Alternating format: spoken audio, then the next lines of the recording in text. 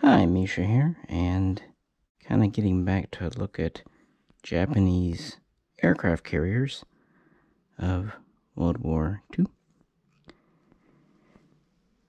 And going to look at two of our earliest purpose-built fleet carriers. We've already talked about Akagi and Kaga, but both of these were conversions of a battleship and battlecruiser. With these vessels, though, we have ships that were laid down from the get-go as carriers. On the left, we have Soryu, and on the right, we have Hiryu.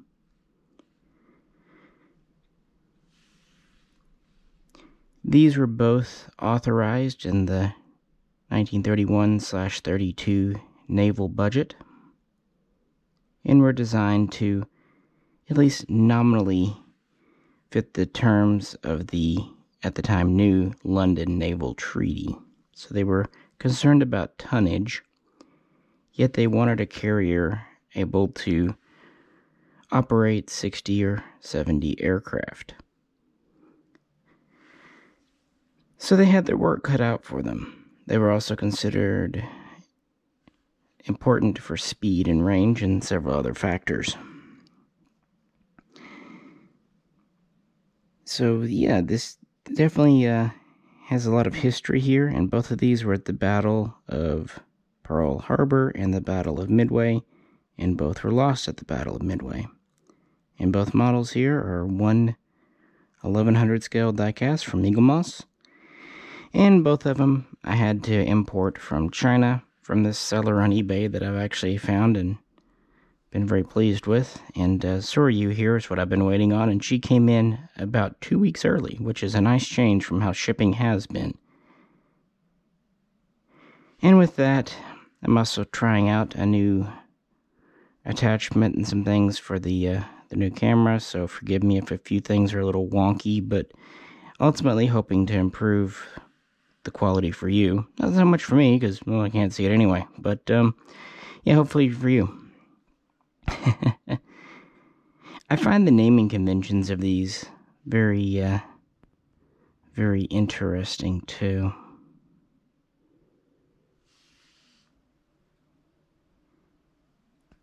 Soryu here means, many places translate it as blue or green dragon, but really it translates more poetically to a dragon that says blue is the deep sea, which you kind of see where the green comes in with deep sea.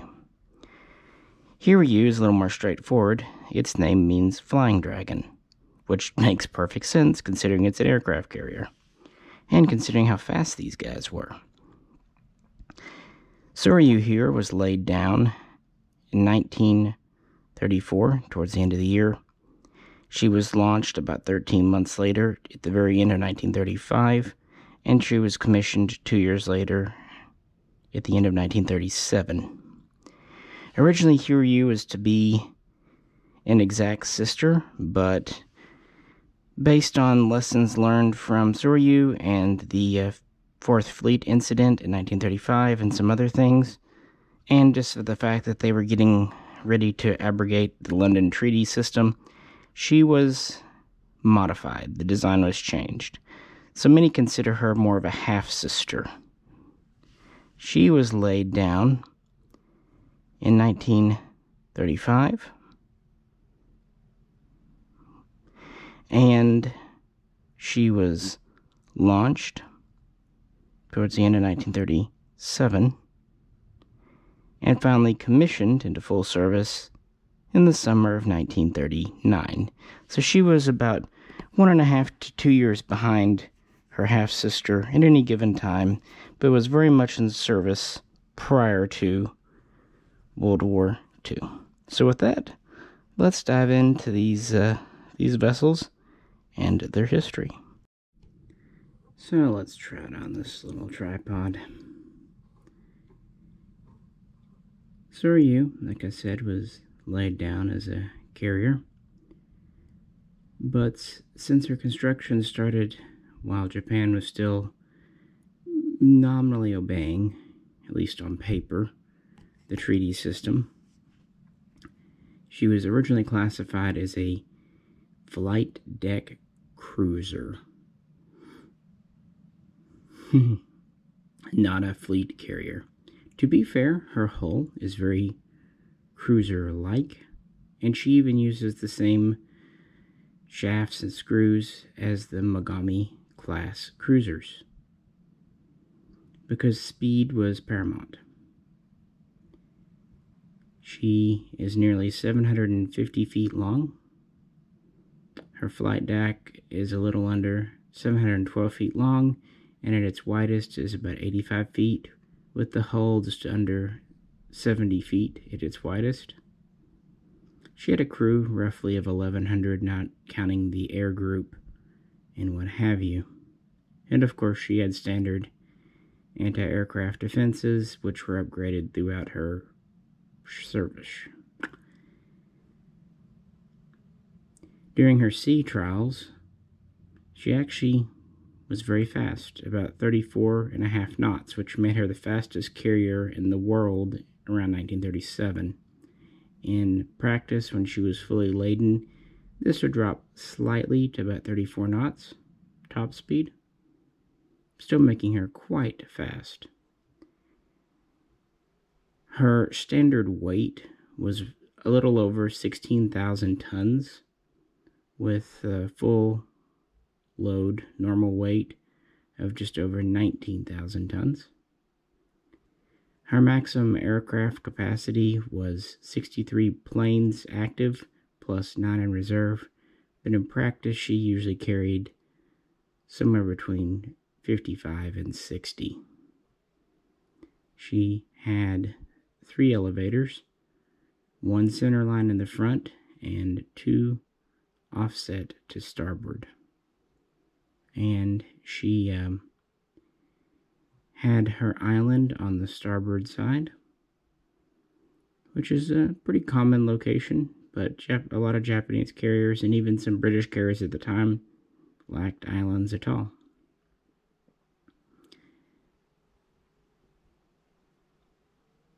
So she was commissioned at the very end of 1937, just a few days before Western New Year, and then she was very quickly loaded up and sent to China to support operations. At this time, she was still flying older biplanes, and this model here from Eagle Moss is Soryu circa 1938, so would be her first kind of operational year.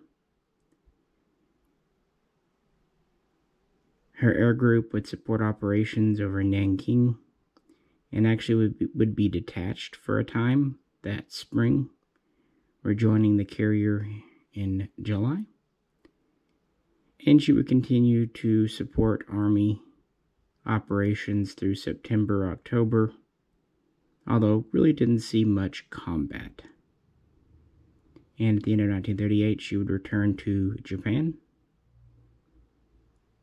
This was effectively her shakedown cruise, I guess if you will, first combat operations. So they would correct maybe some problems they had found.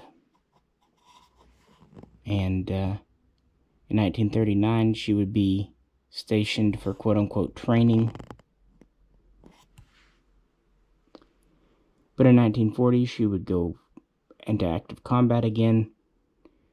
In September, October of that year, she would support operations by invading Indochina, before again returning home. And then in February of 1941, she would be stationed off Taiwan to support the continuing blockade of southern China. She would be on station there for some time. Then in April, she would be reassigned to the 1st Air Group or Air Carrier Group, essentially the amassing of Japanese forces. And then in July, she would be sent back to Indochina to support operations, or rather her air group would. They would be detached yet again, which is something Japanese carriers were wont to do. Doing that for a brief time, and then returning to home waters that August. And then from late September through late October of 1941, she would go in for a brief refit and resupply, getting her ready for you-know-what. As for Hiryu, she had a later start in life, not laid down until the summer of 1936, launched towards the end of 1937, and commissioned into the fleet in July of 1939. And it was a good thing that they did kind of wait a bit with her, because in 1934 and 1935, many Japanese naval vessels were at sea during typhoons and other rough weather, and they realized that they had built too lightly, that their vessels were top-heavy, and really that they'd overreached. So while Hiryu was originally to be nearly an exact duplicate of Soryu, a full sister, they would end up modifying her plans and design in 1935 and 1936, hence why she's considered really her own class or a half-sister to Soryu. She's very similar in a lot of ways. She has an overall length of just under 750 feet, slightly wider flight deck at a little under 89 feet at its widest. She too has a max top speed of about 34 knots, with 4 screws, again borrowed from the Mogami type, and she has a cruiser hull. Again, she has a nominal crew of around 1,100, with 3 elevators. One thing to point out, both Soryu and Hiryu had 2 hangars.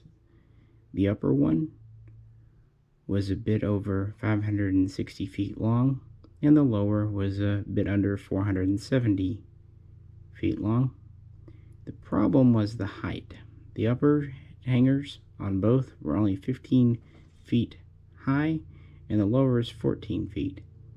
This was fine for fighters like the A5M and eventual A6M, but larger planes like torpedo bombers, say the B5N, they couldn't unfold the wings on the hangar deck. That meant they had to get them up on the main deck, the flight deck, before they could really do that. So already the hangar is getting a little cramped. It's worth pointing out that Hiryu was rated to carry 1 more aircraft than Soryu. She could carry 64 plus 9 in reserve, but again in practice she carried more like 60.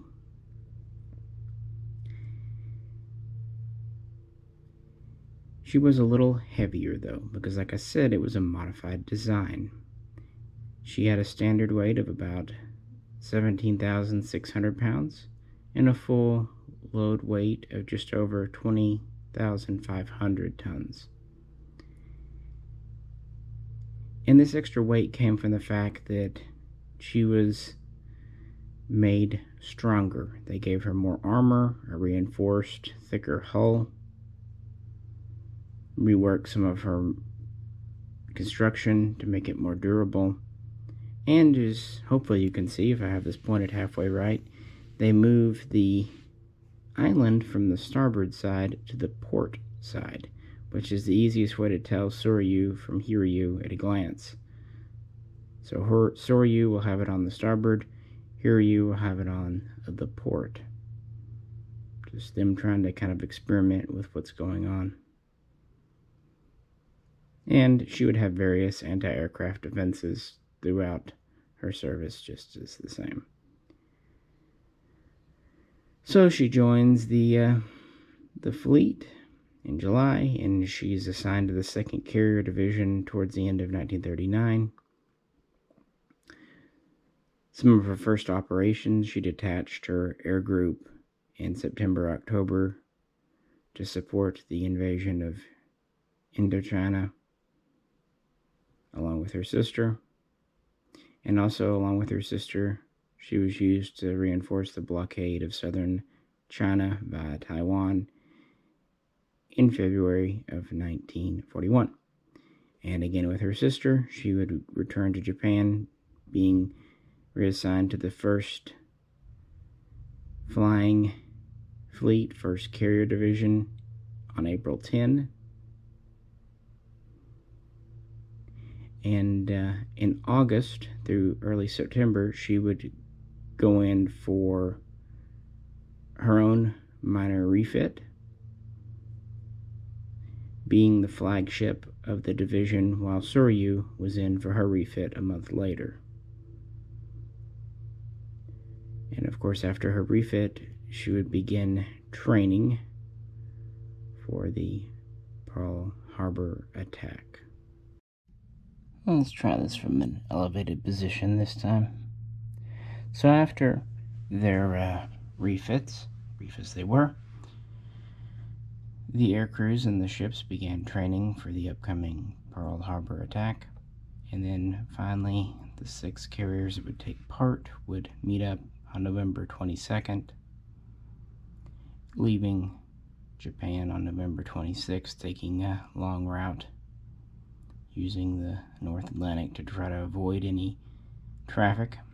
And of course, you know, they arrived at Pearl Harbor the morning of December 7 and launched the attack. Both carriers were carrying 57 aircraft, 21 of the very new A6M Zeros, and 18 each of the older B5N and D3A bombers, torpedo and dive, respectively. And they were assigned primary targets, secondary targets, including the aircraft carriers, which weren't at home, so many of their planes diverted to attacking other vessels or ground targets. Planes from Hiryu were primarily responsible for igniting the USS Arizona. They also would attack Oklahoma. They would attack the airfields. Some of their Zeros would shoot down other aircraft, strafing, so on and so forth. As you know, even though the Americans did fight as valiantly as they could, it was very much a resounding victory for Japan, but not a total victory. But when the Japanese left Pearl Harbor, they were in high spirits and returning home. During the trip home on December 16, Soryu and Hiryu were detached to support operations over at Wake Island. The initial Japanese invasion was repulsed by the U.S. Marines, and so they were there to reinforce. They would get there on the 21st, launching their first wave, encountering no resistance, so they would launch a second wave of aircraft on the 22nd. This time, the 2 remaining F-4F Wildcats would challenge them in the air, grossly outnumbered. Before the Wildcats themselves were shot down, they would shoot down 2 Japanese planes. So an honorable defense, but of course just absolutely wouldn't happen. Soon after, Japanese ground forces would land on the island, and the Americans would be forced to surrender. So, on the 24th, the 2 carriers would leave Wake Island, steaming home for Japan, arriving at Kure on the 29th. After a brief refit and resupply, they would be reassigned to the Southern Force,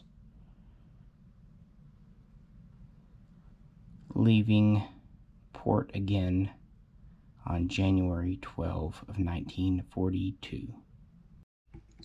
Alright, the audience has spoken. I have officially put Hobo the cat to sleep, so you might hear snoring in the background.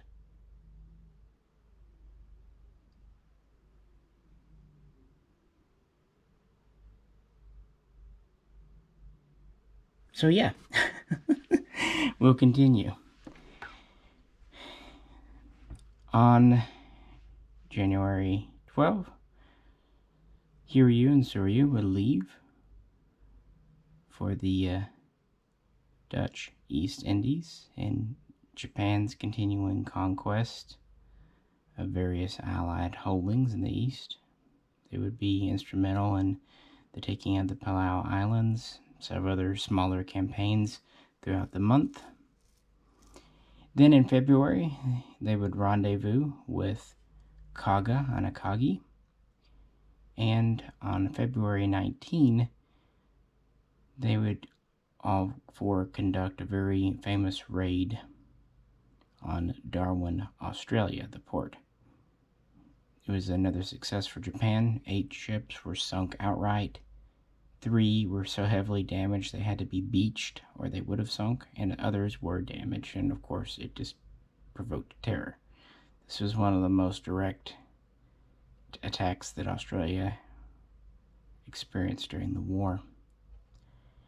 Afterwards, they would resupply briefly for a very short respite, and then they would go on to the island of Java to support operations there, and they would strike several other small targets in March, including Christmas Island. Then they would return again and began training for what would become the Indian Ocean raids, which were essentially Japan's consolidating of their gaining over the last several months. Just moving in case. Sometimes I really wish I could see. Anyway, they would train up for that. And one of their earliest activities of note was the attack on Colombo. They would also help sink the cruisers, the British cruisers, Cornwall and Dorchester. However, on April 9, when the Japanese Navy would sink the British carrier HMS Hermes, both Soryu and Hiryu would be too late. They would both launch planes to go at Hermes, but they would all arrive too late to do anything. So instead, they would just kind of find other targets. And they would continue to just harass ships and whatnot throughout April. And they were actually on their way back home for another resupply when on the 19th, Soryu, Hiryu, and Akagi were ordered to detach and search for the USS Enterprise and USS Hornet, who had just launched the Doolittle raid that struck Tokyo. Much as Darwin had impacted Australia, now the Allies had one of their first retaliations on Japanese home soil. While it didn't do major damage, it was a psychological blow. So they were ordered to look for those. However, it wasn't successful. The U.S. carriers immediately hightailed it out of there. Can't really blame them. So with that, Soryu and Hiryu were at Anchorage by the 22nd, and they had been operating continuously with just small gaps for resupply and whatnot for over 4.5 months. The ships themselves went in for a minor refit and a major resupply, and their air groups were detached to land to begin training for the next operation. And, as it would happen, both ships' last operation. Let's go back to freehand when we talk about the Battle of Midway. And let's start with Soryu. Now keep in mind this is circa 1938. The ship herself would not have changed much by 1942, but she would have had newer planes on board. In fact, for the Battle of Midway, she had 18 A6M0s, 18 B5N Kates, 16 D3A Vals dive bombers, and 2 of the new D4Y. But these D4Ys were actually more scout reconnaissance planes, as they were still not fully rated for dive bombing yet. Meaning she had 54 planes on board, plus she had 3 spare A6Ms meant to supply the garrison once it was established at Midway. And her initial target was Eastern Island, and she would launch her first wave a bit after 7:30 that morning, and actually didn't go that well. She did suffer, the air group did suffer quite a few losses and damages, at least more than expected. But things are still going the Japanese way. And around 8:30, Soryu would launch her 2 D4Ys to try to look for the American air group, the American carriers that they thought were in the area. The Japanese did not know at this time that the Americans had broken their naval code. Things were still going all right. By 9 o'clock, she was taking on board a flight and re-equipping them to attack the island. By this point, several waves of American aircraft had gone at her, including TBD Devastators, but pretty much all had been ineffective. So at 10 o'clock and 10:15, she reinforces her combat air control cap with more zeros, and things are still fine. And then at 10:20, it all goes to hell. Her defenses crumble, along with most of the rest of the Japanese fleet. 13 SBD dive bombers come in high and fast and go at Soryu. By 10:25, she had been hit by 3 1,000-pound bombs, direct hits, plus some near misses and other things. But these 3 1,000-pound bombs are more than enough. One would punch all the way through to her lower hangar deck, exploding. That would be midships. The other 2 would punch through to her upper hangar deck, fore and aft. So she was hit all along by 1,000-pound bombs, not 500. So kind of like a game of Battleship. She was done for very quickly. The explosions started fires. The fires led to secondary explosions of her own ordnance. The pumps were out. Steam valves had ruptured. It was a mess. It was so much of a mess that the order to abandon ship was only given 15 minutes later at 10:40. And destroyers came alongside and evacuated the crew as best they could. But many were trapped below decks because it was a hell, a raging inferno.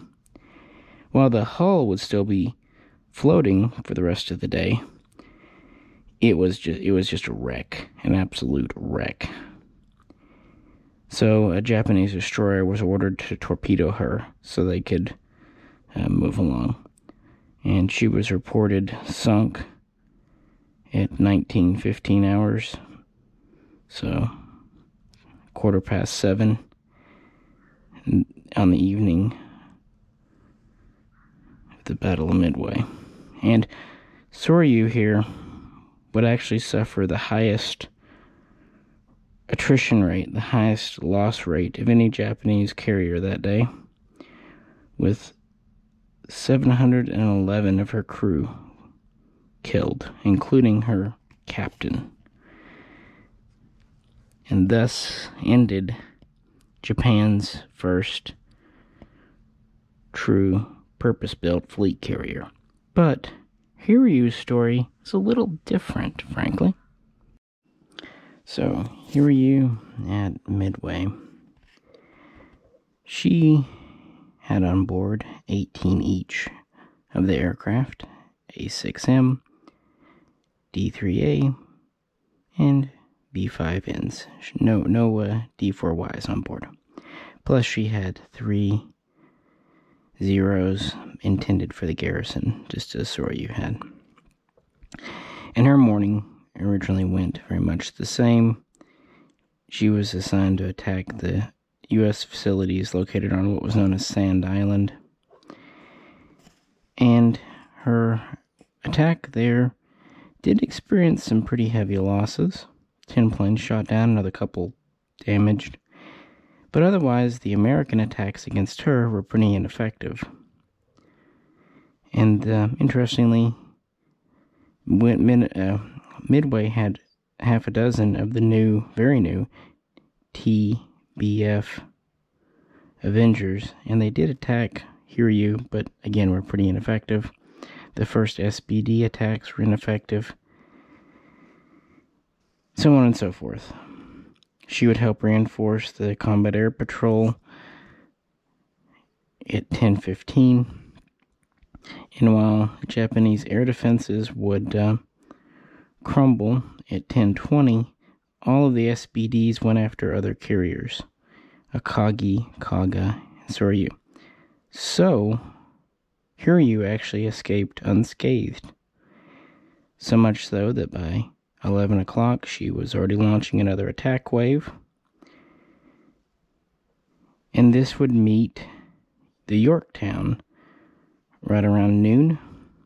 Yorktown had already previously been damaged and hastily patched up. Well, she would get hit by 3 more bombs directly with another couple near misses, and she was on fire. The Japanese thought she was done for.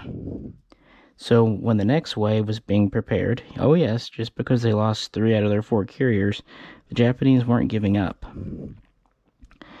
So at 1:30 in the afternoon, 13:30 hours, another wave was planned and launched, and pilots were specifically ordered to not waste time and ordnance on the Yorktown, but to find another American carrier. They knew that Hornet and Enterprise were there somewhere.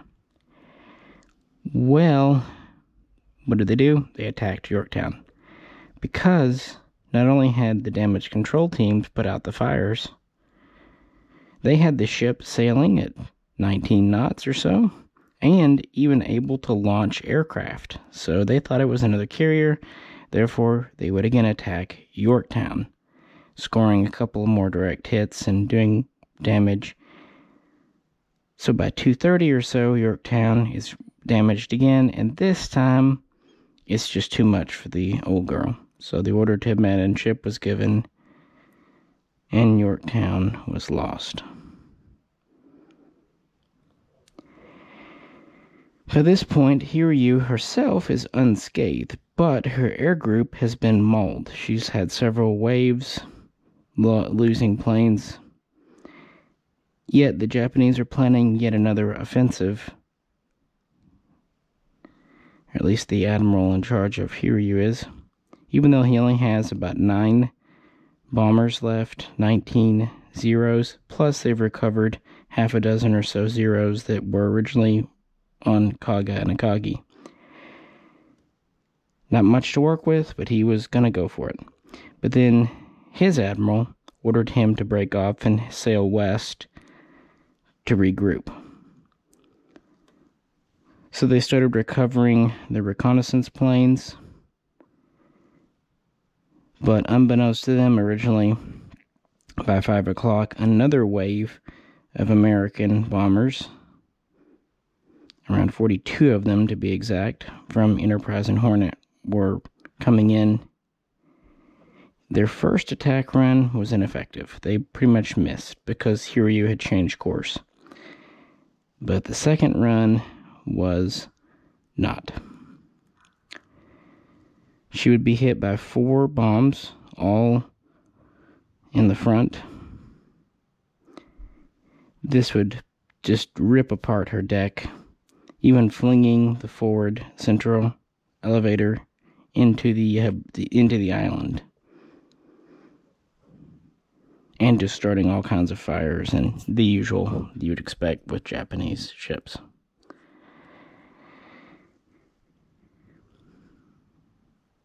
So she was in bad shape, but at the beginning, damage control teams were doing their job. However, Around a little before 8:30 that evening, her engines would stop, which was a death blow. Not only did that mean she could not escape the theater, it also meant that she would start taking on water more and whatnot. So now she's dead in the water, things are getting bad, the pumps are out, and just before midnight, a large explosion happens on board. I'm sure from secondary sources, what have you. So a little after 3 the next morning, she's still afloat, but fires and damage. A little after 3, the order to abandon ship is given. Destroyers come alongside, and many of the crew do choose to get off. However, the Admiralty, some of their staff, and some others choose to stay on board. That morning, she's still afloat, but crippled badly, and so a Japanese destroyer was ordered to torpedo her, and it doesn't work. She's still afloat. This is by 7 the next morning, she's still out there in bad shape. The Japanese are wondering what to do with her. The Americans are wondering what to do with her. She's not really salvageable, but she's still not under the waves. The last major event, around 9 o'clock, 39 men get on board one of her boats and leave, which is probably good because about 10 minutes later, she does finally slip under the waves. About 390 of her crew were lost, so not quite half of what was lost on Soryu, her half-sister. And of the 39 men that got on board the boat, the Japanese Navy failed to pick them up. They would eventually be picked up days later by the U.S. Navy, by which time 5 of them had succumbed to exposure in their injuries. And interestingly, Hiryu was not pulled from the Japanese Naval Registry until September of 1942, because they thought to do so would be a big ding against morale. They already had to admit they lost the other 3 carriers at Midway. To admit they lost the 4th, which they really wouldn't have had if they had just withdrawn her earlier. Hiryu could have lived to fight another day. But that Japanese fighting spirit pretty much doomed her. And this model here from Eagle Moss is from 1942 and would have been how she looked at Midway. Well, before she went under the waves. And there we have the story of the 2 half-sisters. You know, and you see this a lot with Japanese ships. They do operate in pairs frequently before and during World War II. And Hiryu is quite important for being the nearest survivor to Midway. But Soryu is very important because she really set the trend for Japanese fleet carriers to come. She would greatly influence Shikoku and Zuikoku, which in turn would influence Teiho. And of course, Japan would have lots of smaller light carriers or escort carriers, but as far as fleet carriers, this is what they had. These were very fast ships for their day and time, and 60 some odd planes is nothing to sneeze at. But they were not armored, and their air defenses were not the best, and they really never got around to having adequate radar. Even by Midway, the American carriers had radar, even if it was earlier versions. The Japanese had very few vessels equipped with radar, and what they had was pretty obsolete compared to what Americans had. When these were operating in 1942, they did have very good aircraft, at least the A6M, although the B5N was already getting pretty long in the tooth. And obviously, an aircraft carrier lives and dies by the quality of its air group. And the models from Eagle Moss are what we'd expect by now. These are actually quite large for what they are, several inches, and pretty heavy, little plinths, and little aircraft on board. And it's nice to have the complete group. One day I'll lay them out with a Kagi and Kaga, do a midway, and go into more discussion, if you like, about the events of that battle.